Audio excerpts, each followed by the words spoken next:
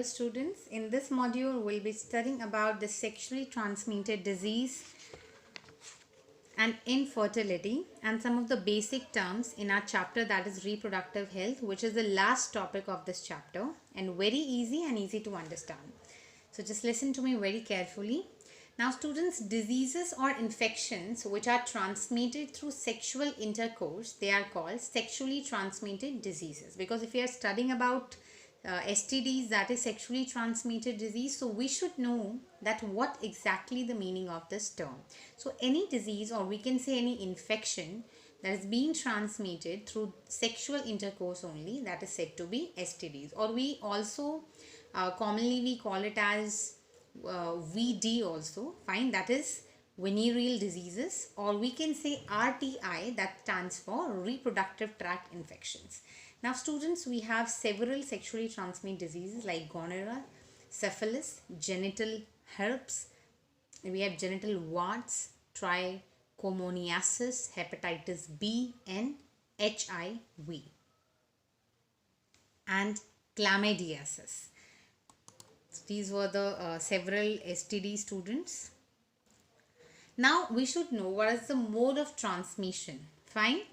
Now this can actually transmit through sexual contact with infected person. Fine. And second we have is sharing of injection needle. What kind of injection or needle, students? The infected one. Fine. So if these injected or the needles, they are being used or shared with a healthy person, so a person can have these STDs.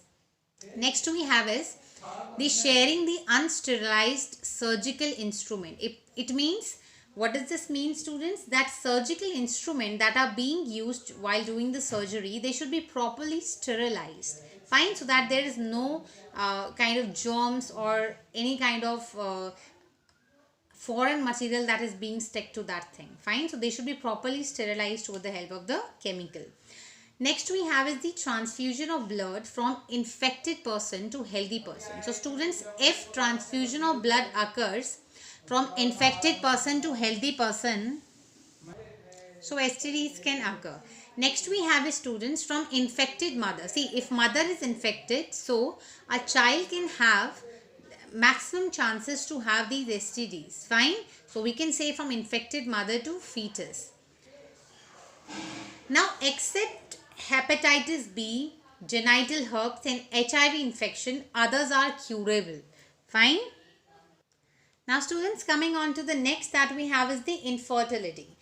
Now the couple, they are unable to produce children in spite of unprotected sex is due to infertility. Fine. So if the couple, they are unable to produce children, it is just because of the infertility. Maybe like the problems of infertility may be in female or male. Fine. So anybody can have this problem, either male or female. And the reason of infertility, it can be physical. Fine. It can be congenital. It can be any kind of like the disease which can be easily spread. It can be through drugs, immunological or even psychological problems. Fine. So these are the reasons with the help of which the infertility can cause. Now females are blamed often in India. Fine. Females are usually blamed that for this infertility, and specialized healthcare units like infertility clinics, diagnose, corrective treatments to have child, they are being opened up. Fine. Now when treatment are not enough, couple are assisted with techniques called assisted reproductive technologies, which is known as ART. And why it is being used, students? Because when treatments, they are not enough, so definitely the couples will be assisted with techniques. Fine. So these are the techniques, that is ART. Moving on to the next one, students. Fine. You can see here, this is the infertility causes. Like 30% in male, combined if we talk about, it's 10%, unexplained is 25%, female is 30% and others are 5%. Now students, there are a lot of other techniques also, like we have in vitro fertilization. Fine.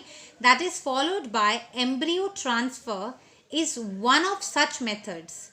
In these methods, popularly known as, now embryo transfer is one of such methods, students. In this method, popularly known as test tube baby program. So you must have heard about the test tube baby program, in which what happens, ova from the wife or donor female and sperms from the husband or donor male, they are collected, fine, and they are induced to form zygote under simulated condition in the laboratory, fine. So the sperm is being taken, the ovum is taken, and they are being induced in the laboratory to form the zygote, and the zygote or early embryo with up to 8 blastomeres could then be transferred into the fallopian tube, fine.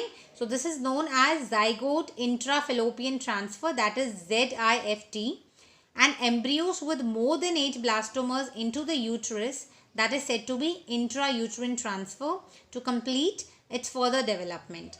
Now embryo formed by in vivo fertilization, that is the fusion of gametes within the female, also could be used for such transfer to assist those females who cannot conceive the sperm properly. Now students, transfer of an ovum collected from a donor into the fallopian tube of another female who cannot produce one but can provide suitable environment for fertilization and further development is another method attempt. That the next one we have is the intracytoplasmic sperm injection, that is ICSI, is another specialized procedure, students, to form an embryo in the laboratory in which a sperm is directly injected into the ovum, and infertility cases, either due to inability of the male partner to inseminate the female or due to very low sperm counts in the ejaculates, could be corrected by artificial insemination, that is also known as AI technique. In this technique, the semen collected either from the husband or a healthy donor is artificially introduced either into the vagina or the uterus. Fine. Now, though options are many, all these techniques require extremely high precision handling by specialized professionals and expensive instrumentations. Therefore, these facilities are presently available only in very few countries or very few centers in the country. Fine. Now students, since the ultimate aim of all these procedures is to have children, in India we have so many orphan and destitute children who would probably not survive till maturity unless taken care of. So our laws permit legal adoption, and it is as yet one of the best method for couple looking for parenthood. I hope the topic is clear to each one of you students. Thank you.